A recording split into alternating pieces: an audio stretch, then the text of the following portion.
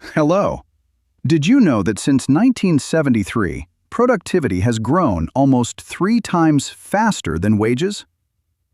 If pay had kept pace with the value we create, the median worker would be making over $60 an hour today, instead of 30. Before we dive into the data to find out why, let's meet the experts joining us in the consensus room today. Each represents a different lens through which we can view our economic history. I'm Sterling Banks. As a monetarist, my focus is on the supply of money and the power of capital. I believe that controlling inflation and maintaining stable investment environments are the true drivers of long-term prosperity. I'm Dr. Lainey Cross, representing the new Keynesian perspective. Simply put, I believe markets aren't always self-correcting. They need strong policy, labor protections, and government referees to ensure growth is shared fairly. And I'm Marcus Bridge, and I focus on the grand consensus. My goal is to bridge the gaps between theory and reality, specifically looking at how massive shifts like technology and globalization override traditional economic boundaries. And don't forget about me, Dr. Aris Thorne, your fact-checker. I am here to ensure that regardless of the theory, the debate remains anchored to verified statistics and historical record. I want to focus on the wage gap as it pertains to the period from 1973 to the present day. What are the agreed key factors or decisions that were made that altered the course of the growing gap, either positively or negatively? The shift started with policy and power.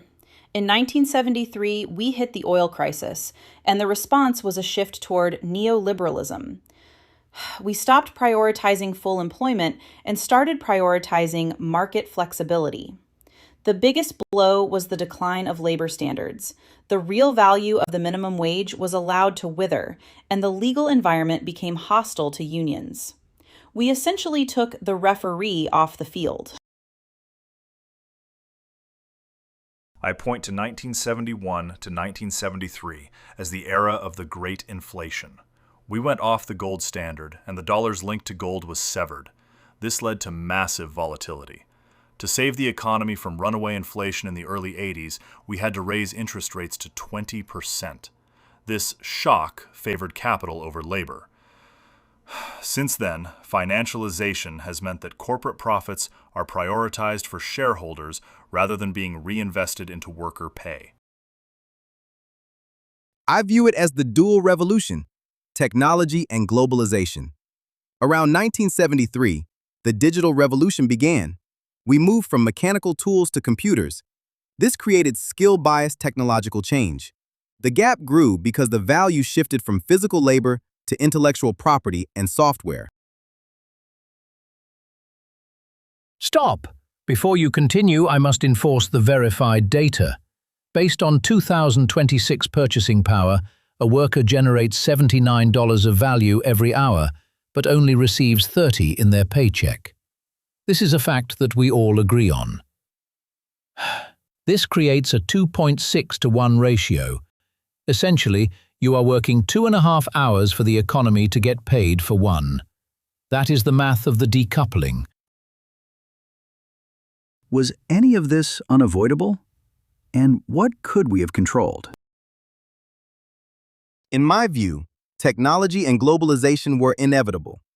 You cannot stop the invention of the microchip. However, the size of the gap, that $30-something difference, was a choice of distribution. What was not inevitable was our response to inflation.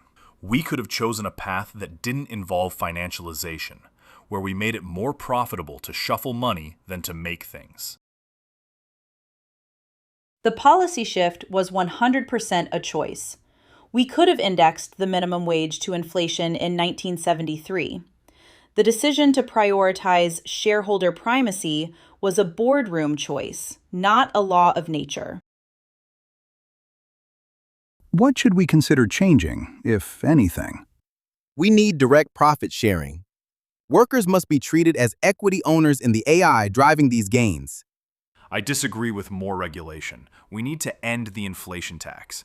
If we stabilize the dollar and incentivize companies to reinvest their capital into domestic production instead of just shuffling it through buybacks, the market will naturally relink those lines.